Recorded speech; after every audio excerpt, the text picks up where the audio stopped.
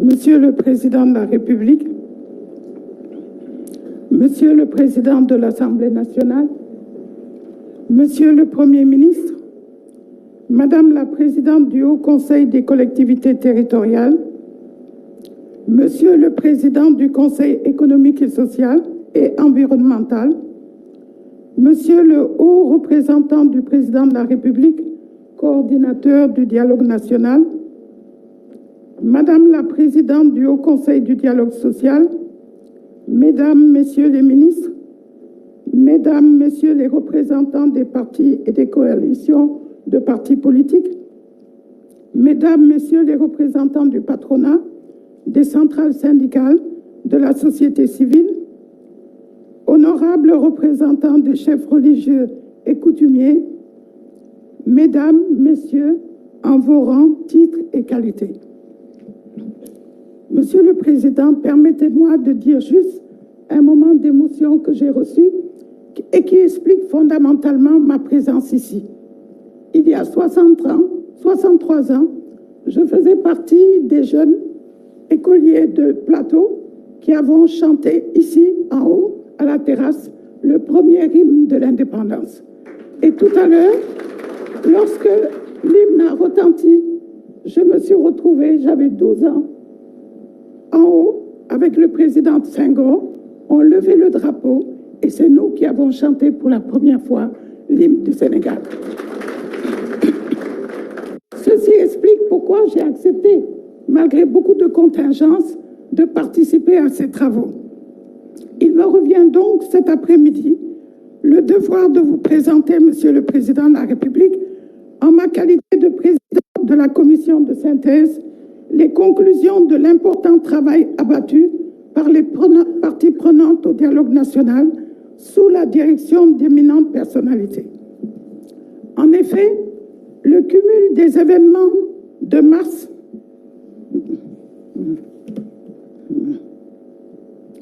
Monsieur le Président de la République, permettez-moi à l'entame de mon propos de rendre une image vivante à notre aîné, Monsieur le Président Moustapha Niasse, haut représentant du Président de la République et coordonnateur du dialogue national.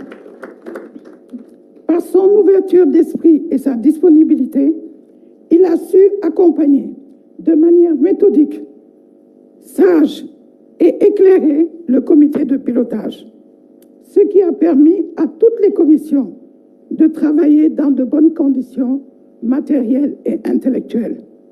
Le résultat se décline au travers de 2 rapports que M. Moustapha Niasse vous présentera tout à l'heure.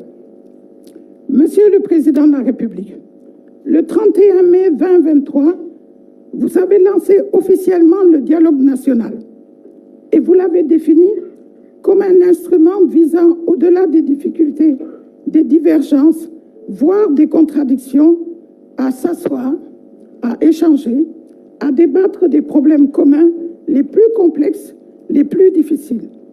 C'est une pratique très répandue dans nos sociocultures, car elle permet, dans la concorde, de résoudre beaucoup de difficultés.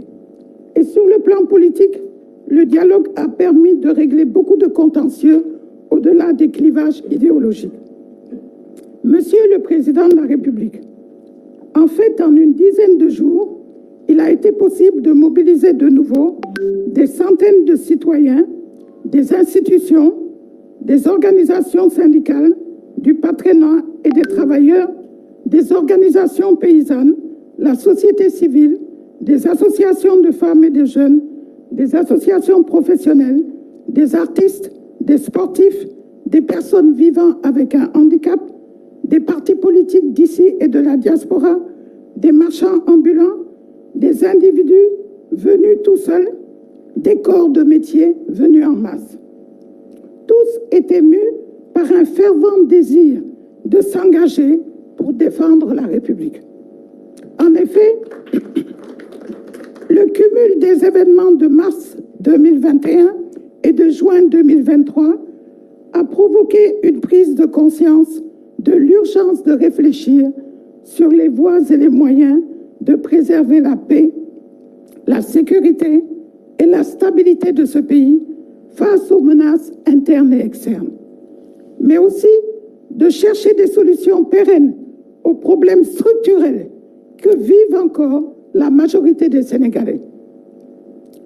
Ces problèmes sont accentués par l'inflation galopante, la pandémie du Covid-19, que vivent encore la guerre Ukraine, la majorité des Sénégalais, et les menaces à nos frontières. Les jeunes en particulier ont été la cible des préoccupations car du fait de leurs frustrations multiples, ils sont une cible facile à travers les médias sociaux pour toute tentative de déstabilisation.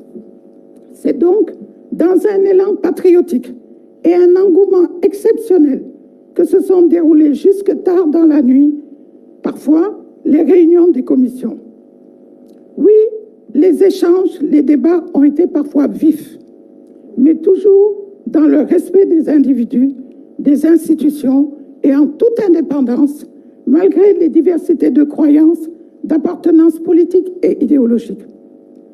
Ce travail a été rendu possible par les documents issus du dialogue national de 2019-2020, alors dirigé par le président Famara Sagna, interrompu à cause de la crise sanitaire. Grâce à ce fonds de dossier d'une grande qualité, il a été possible en quelques jours, avec de nouveaux arrivants, d'introduire des amendements, de nouvelles recommandations et propositions qui ont amélioré le produit fini. Les concepts de consensus, de dépassement, d'humanisme, de république, d'honneur et de dignité, de la responsabilité, du réveil de la conscience citoyenne, du contenu local, des valeurs, de la modernité, de la prospérité, de la justice sociale ont résonné dans toutes les salles de réunion. Monsieur le Président de la République, après la remise physique du rapport et la synthèse des recommandations, je dois, à l'heure actuelle, vous présenter les conclusions auxquelles sont parvenues les parties prenantes. Je ne vous imposerai pas la lecture de l'ensemble du document. J'en ferai l'économie. Je demande l'indulgence de mes collègues ici présents, présidents de commission, en leur disant que toutes leurs recommandations sont dans le document remis au président. Il y en avait qui avaient peur qu'on fasse des coupures. Je commencerai par la commission économique et sociale, présidée par le président Baïdy Agne. Cette commission a été divisée en 4 sous-commissions. La première, orientation économique, financière et de souveraineté économique. La deuxième, travail, emploi et protection sociale. La troisième, sous-commission du secteur productif. Et la quatrième, cohésion nationale et lien social avec culture, religion, coutume, presse et sport. Au total, cette commission a proposé 88 mesures phares à l'attention du président. La commission paix et sécurité, présidée par le général Mamadou Sow, qui a montré la précision de l'expert qu'il est dans toutes les discussions qu'il y a eu dans cette commission qui, aujourd'hui, joue un rôle important, ne serait-ce pas les situations que nous vivons.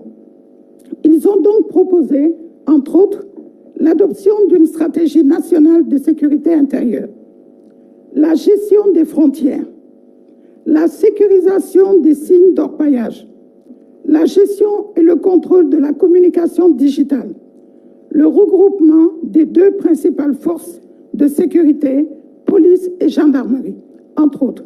Au total, ils ont proposé 20 recommandations prioritaires. La commission des ressources naturelles, dirigée par un autre général, non moins aussi expert et clair dans ce qu'il fait. Cette commission a proposé de bâtir un consensus fort autour des ressources naturelles. Ils ont proposé le respect et la protection de l'environnement au niveau des sites d'exploitation des mines, du gaz et du pétrole. Ils ont insisté sur la formation et le renforcement des capacités techniques et technologiques pour le développement développement du contenu local. Ils ont proposé de renforcer le pouvoir de l'Assemblée nationale dans les processus de l'exploitation des ressources naturelles. Ils ont aussi proposé d'augmenter les parts du Sénégal dans l'exploitation des ressources naturelles. Et enfin, ils ont demandé de faire l'état des lieux du foncier ainsi que l'amélioration de la gestion des ressources en eau. Au total, ils ont proposé 19 recommandations phares. La commission environnement et cadre de vie, présidée par ma sœur, Mme Rokhaya Gassama, a travaillé aussi dans des conditions souvent pénibles et très tard dans la nuit, avec des coupures d'électricité. Alors le ministre, peut-être, il faudra en tenir compte, parce que pendant 2 heures, ils sont restés dans le noir une soirée. Et ils s'occupaient d'environnement. Ils ont insisté sur les problèmes du cadre de vie et de l'urbanisation. Ils ont insisté sur la protection de la nature, les risques et les impacts environnementaux, le problème de la mobilité urbaine que nous connaissons tous à Dakar, mais surtout l'introduction de modules de formation dans le domaine de l'environnement et du cadre de vie, et ils ont fini par des recommandations générales. Au total, cette commission a proposé 38 recommandations. Commission de la modernisation de l'État. Notre imam et frère, Monsieur le gouverneur Jakaria Diaw. Jakaria, en orfèvre de l'État, a proposé plusieurs recommandations. Et ces recommandations suivent d'abord au titre des institutions constitutionnelles, ensuite par rapport au fonctionnement de l'administration publique, au titre des ressources humaines, au titre du système de contrôle et finalement au titre de la lutte contre la criminalité économique et financière. Cette commission a proposé 42 recommandations. Commission décentralisation et territorialisation des politiques publiques, présidée par l'ambassadeur Seydou Nourouba.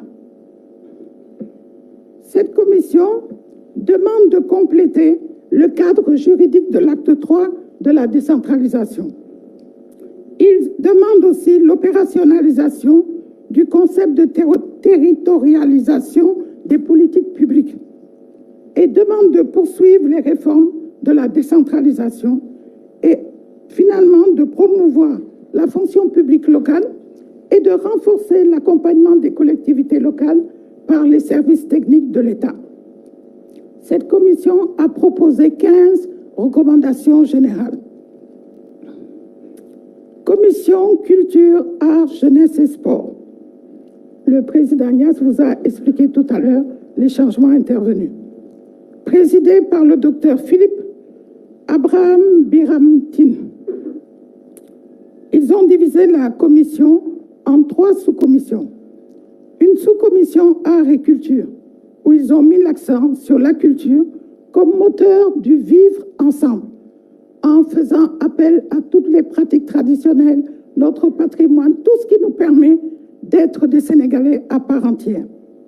La sous-commission jeunesse, qui a attiré beaucoup d'attention, a demandé de renforcer l'accès des jeunes aux moyens modernes de l'agriculture, de l'élevage, de la pêche, couvrant toute la chaîne de valeur. D'élaborer une politique d'éducation civique et citoyenne sur le respect des institutions, des symboles de la République. Enfin, démocratiser et encadrer l'accès aux technologies de l'information et de la communication.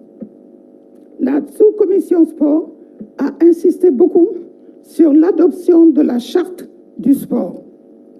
Mais aussi, elle demande de favoriser une stratégie de développement des infrastructures sportives. Elle demande le renforcement du sport dans le système éducatif. Et finalement, la valorisation de l'action de la jeunesse. Au total, cette commission nous propose 30 recommandations. Alors, je sais que beaucoup de gens se disaient, elle a parlé de beaucoup de choses, mais nous, la chose qui nous intéresse, c'est quand même la commission politique. Alors, Monsieur le Président, j'ai fait exprès, alors que j'aurais dû commencer par la commission politique, de terminer par la commission politique. Parce que je savais qu'après avoir mangé, les gens, une fois que j'ai parlé de ça, allaient sombrer sur une petite sieste et oublier l'essentiel. Or, toutes les commissions ont travaillé sur le même pied d'égalité. Alors, pour cette commission, du fait de son importance, Monsieur le Président, je prendrai le temps de lire l'ensemble des recommandations qui émanent de cette commission, pour des raisons évidentes que tout le monde comprend. Les points d'accord. Il y a 12 points d'accord. Premier, 1 sur le parrainage citoyen. L'accord sur le maintien du parrainage citoyen avec un pourcentage de 0,6 à 0,8% du fichier général des électeurs. Accord sur la mise en place d'une commission de contrôle des parrainages qui sera logée au Conseil constitutionnel et composée de membres du Conseil constitutionnel, greffier en chef, représentants du candidat, personnel administratif et technique en charge au Conseil constitutionnel, personnalité indépendante, représentants de la Sénat. Accord sur la reconduction et l'amélioration des mesures techniques de contrôle réalisées lors des élections législatives de 2022. Accord sur l'institutionnalisation du tirage au sort pour le dépôt des dossiers de candidature. Le deuxième point d'accord, le parrainage des élus. 1. Accord sur le parrainage de 8% des députés correspondant à 13 parlementaires dans l'actuelle législature. Accord portant sur le parrainage de 20% des chefs d'exécutifs territoriaux correspondant à 120 maires et présidents de conseil départemental présentement. 3. La caution. Accord sur le montant de la caution qui ne peut excéder la somme de 30 millions de francs pour l'élection présidentielle. 4. La question des droits civiques et politiques des candidats. Accord sur la modification de l'article L23-3 du Code électoral en y ajoutant la mesure de la grâce. De ce fait, l'article L28-3 sera modifié ainsi qu'il suit. Aux personnes qui, frappées d'incapacité électorale à la suite d'une condamnation, bénéficient de la réhabilitation ou font l'objet d'une mesure d'amnistie ou de grâce. Pour les personnes bénéficiant d'une mesure de grâce, l'inscription sur les listes électorales ne pourra intervenir qu'après l'expiration du délai correspondant à la durée de la peine prononcée par la juridiction du jugement. S'il s'agit d'une peine d'emprisonnement ou d'une durée de 3 ans à compter de la date de la grâce, ou s'il s'agit d'une condamnation ou une peine d'amende. 5. La question de la candidature du président sortant. Les pôles ainsi que la société civile, après avoir rappelé leur position sur la question, en appellent au respect de la Constitution, des lois et des règlements.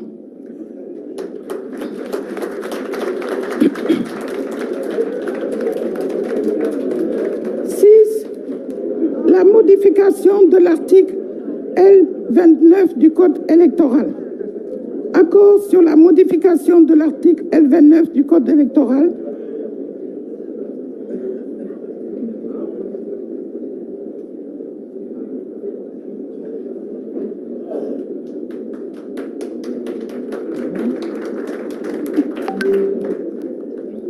La modification de l'article L29 du Code électoral. Accord sur la modification de l'article L29 du Code électoral en y intégrant la limitation de l'inéligibilité permanente. L'article L29 sera modifié ainsi qu'il suit. Cette interdiction d'inscription sur les listes électorales ne concerne que ceux qui sont condamnés pour crimes, trafic de stupéfiants et pour des infractions portant sur les deniers publics, à l'exception des cas prévus à l'article L23-3 du Code électoral. Pour les autres infractions, L28-3 du Code électoral. Il y en a qui... Pour les autres infractions, cette interdiction est de 5 ans après l'expiration de la peine prononcée. 7. Le bulletin unique à l'élection présidentielle. Accord sur la commande d'une étude de faisabilité sur l'opportunité ou non de l'utilisation du bulletin unique après l'élection présidentielle du 25 février 2024. Après l'élection présidentielle du 25 février 2024. 8. Évaluation des organes de contrôle et de supervision des élections, Sénat, CNRA. En ce qui concerne la Sénat, la question du renouvellement des mandats a été relevée, nonobstant l'accord sur la mise en place d'une commission d'évaluation de la Sénat et du CNRA. 9. Les modalités de contrôle et d'audit du fichier électoral. Accord sur la prise du décret cité à l'article L49 du Code électoral relatif aux modalités d'accès et de contrôle du fichier électoral. Accord sur l'opportunité d'un audit du fichier électoral après l'élection présidentielle du 25 février 2024. 10. La révision de l'arrêt de la Cour de répression de l'enrichissement illicite, créée en date du 23 mars 2015. Consensus sur le principe de la révision de l'arrêt